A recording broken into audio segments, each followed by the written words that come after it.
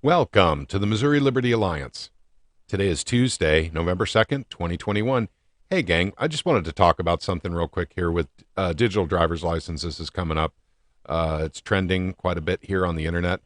And first of all, I want to let you know that I did make a few inquiries. There's nothing like that on right now currently slated for any type of legislation in the state of Missouri or anything like that. I don't know how it got done in Utah. Didn't do research for that. If they just kind of forced it on people, or if there was some kind of vote that happened within their General Assembly. But I wanted to talk about it because I want to talk about the progression of things and how it happens based on crisis or emergencies, and take you guys from where electronic surveillance was pre 9/11, after 9/11, and up to today. And then make a case that this is why you can never, ever let these bills through, but Congress does anyway, the federal government. And then make a case for why they're out of control and there's really nothing you can do about them because they don't listen to you and me. They listen to people who shove money in their pockets for their campaigns. And those are, generally companies that benefit from things like this. There's money in this, but also there's control in this. And that's the important thing. Okay.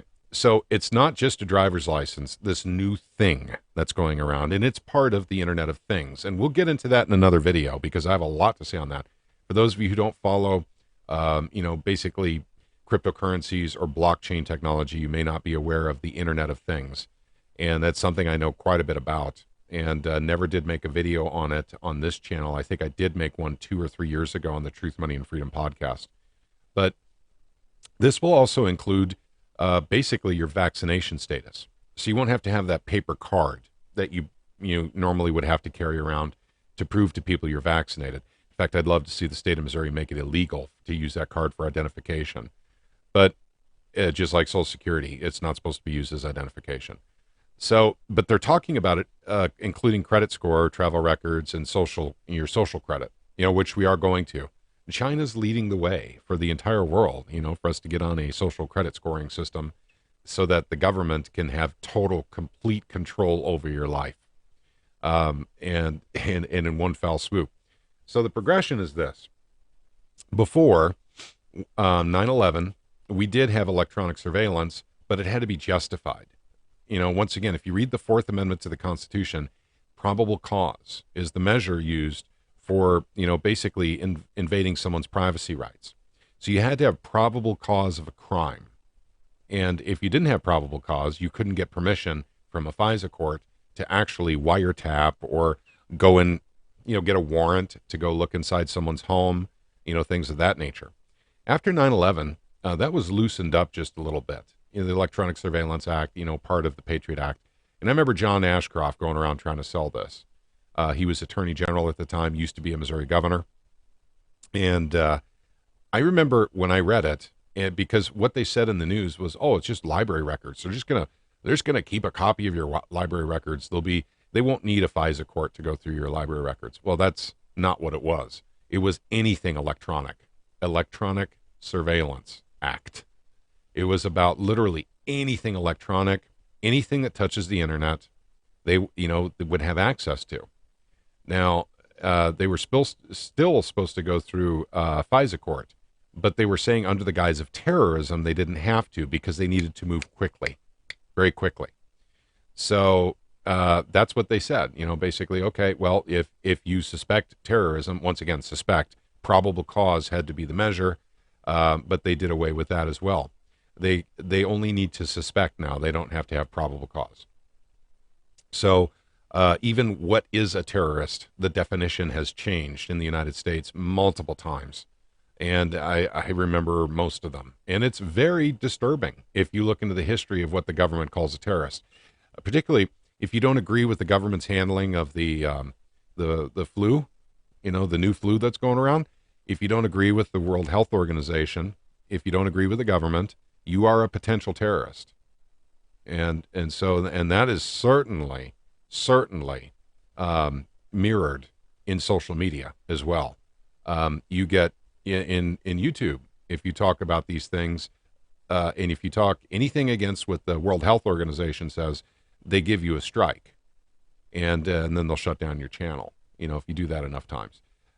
That's happening similarly in Facebook and to a lesser extent on Twitter. But the social media is a part of the social credit scoring system now. It's evolving right now.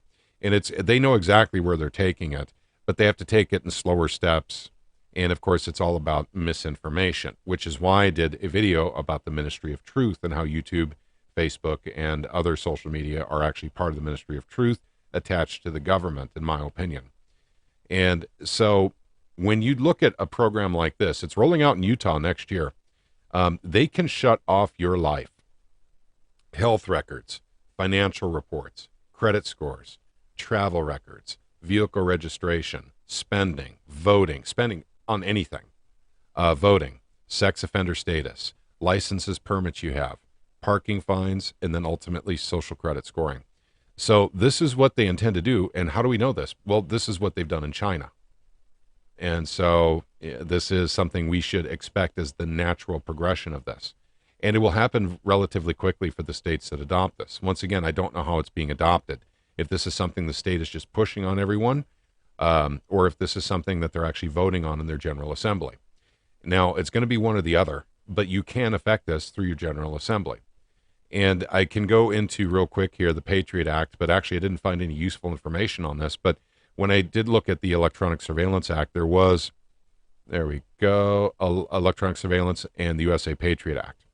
And it talks a little bit more here on this page about how they actually got a lot more ability to wiretap or anything electronic, your phone, your computer, your email, all that fun stuff is under the guise of this now. And of course, it's under terrorism.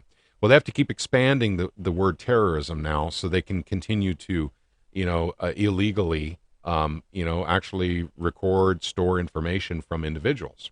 That's why you guys saw recently, if you don't agree with the World Health Organization, if you don't agree with the United States government, you are a potential terrorist. And I'm talking about the beer flu. If you don't agree, with this, that, or the other thing, if you're a libertarian, you just might be a terrorist. It almost sounds like one of those old redneck jokes. If you don't agree with your government, well, you just might be a terrorist. Yeah, it's that silly, actually. We have the First Amendment here. We have the right to disagree with our government, and apparently that's gone now. Now we could go through the progression of how we're losing our rights, but this is why we do what we do in the state of Missouri. They're trying to take away our rights at the federal level. So you use your state General Assembly to start nullifying things in your federal government. So there are other solutions, but this is probably the best and easiest one. And our good friend Alex at the California Freedom Alliance made a video talking about how you really need to get things done at your county level. I couldn't agree more. I agree with that. You guys, that's something we'll look into and we'll have longer discussions about in the near future, more likely in a live stream, because, I'd love for everyone to talk about this. But a very, very important aspect of this is that everyone understand there is a progression here. Let's talk about bills for a second. Before 9/11, you didn't have these massive bills, when you have to pass them, 4 hours after they land on your desk when you're a senator or a representative. We didn't have that. That was just never happened before. Now it is standard fare. Huge, massive, complicated bills, complete with just loaded down with references to other laws that have already passed. And if you don't recognize those I don't know what you call them, those statutes, you have to go back and read those so you can understand what the reference is that they're trying to make in that paragraph. And then the next one has another reference. And it just takes forever. And 2,400 page bills seems to be the standard fare from the United States government now, and passing it within hours of receiving it, which is impossible to read. This is now what America has become. And what it is a progression to communism, or a form of communism. I believe it's probably closer to feudalism, but it doesn't matter. I mean, to explain every type of ism in every video would be a waste of time, actually. Let's just say communism, because the negative connotation is there and it's similar. So that's what this stuff is all about. Social credit scoring, same thing. Why does social credit scoring and a digital driver's license and vaccination status, what does that have to do with communism? everything, because the government can have total, complete control of you once they implement a system like this. You won't be able to go out and do anything, without it. And it looks much less like the government's doing it to you. But trust me, this is where they're going. And if the government doesn't like you, or if they have a problem with you, they can shut off your wallet. So no more spending money. And there's no other money out there, right? Because by the time something like this gets implemented, that's where all your money is in your digital wallet. That's why they want to go to digital currencies here in the United States. We must fight that as well. Gold and silver, that's fine. You want to use cash? Well, to a certain extent, I understand that. Digital currency, we got to get rid of that. That is far, far too much control, far too much. And it leads down very dangerous roads. Just literally going to a digital currency controlled by the federal government and the Federal Reserve. Okay, gang. I don't want to go on and on, but I think you guys get the gist of this. And of course, I can't dive any deeper because YouTube gets upset every time I do. But we'll start making videos that cover this in much more detail that we can put up on the other platforms, the non-censored platforms, because this stuff does deserve deeper dives. It really, truly does. Okay. I want to thank you again for watching the Missouri Liberty Alliance. We really do appreciate you. When you spend a few minutes with us, we appreciate it even more. Guys, have a wonderful evening. Love you all. May God bless each and every one of you. Take care, gang.